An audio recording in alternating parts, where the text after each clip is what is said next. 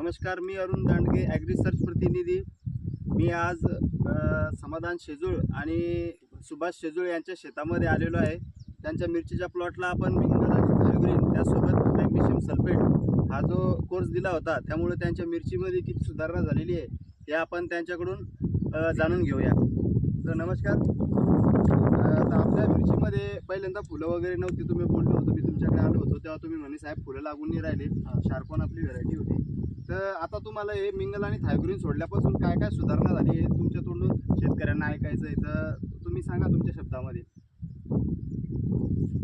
तर तुम्ही आल्यापासून तुम्ही जे सुधारणा जे सांगितलं होतं हां, ते फुलं गिलं कळ्या गिळ्या मस्त पद्धतशीर लागल्या बा, लागल्या. क्वालिटी चांगली आहे, हिरवीगार झाली मिरची हिरवीगार काळी भोर आणि कोकडा वगैरे होता तोही तो बी निघला त्याचा. तो बी निघून गेला समजा. आणि आणखीन आता मिरचीचा थोडा वगैरे चांगला